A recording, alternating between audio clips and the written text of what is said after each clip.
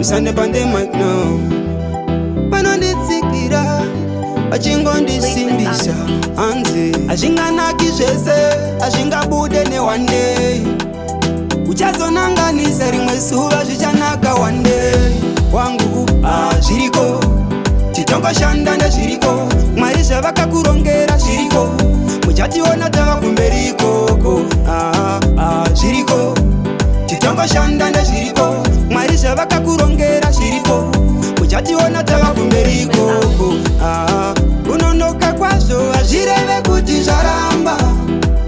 ichazongomuka yakaibva waya yatinokanga hazvina basa kuti uri gwecha kana kutengesa madomasi nengori vhenda uchivezaveza mpini kapenda kana kunotora hove karipa kapenda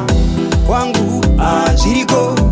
titongoshanda ndezviriko Mwari zvavakakurongera zviriko muchationa tava kumberi ikoko zviriko titongoshanda ndezviriko Mwari zvavakakurongera zviriko muchationa tava kumberi ikoko rega vanotaura vataure rega dzavashore sanda havaziva zviri kumberi rimwe ziva tichaita vanyare tichazongomuka ndabhenga mayuro ndatokangamwa zvese zvaiitika nezuro vava kutoti chibaba ichi ihiro Mwari ipapo vanenge vandibvisa kuzero zviriko titongoshanda ndezviriko Mwari zvavakakurongera zviriko muchationa tava kumberi ikoko zviriko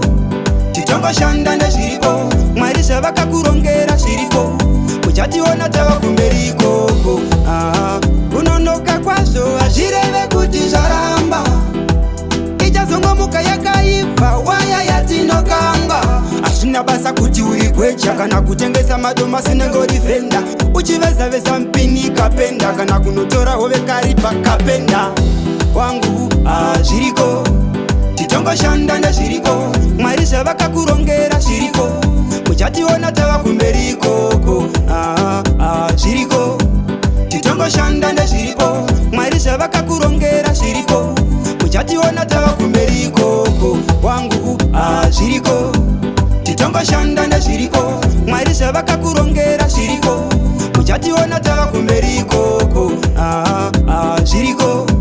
titongoshanda ndezviriko Mwari zvavakakurongera zviriko muchationa tava kumberi ikoko. Lead Miss on the beat. Like us.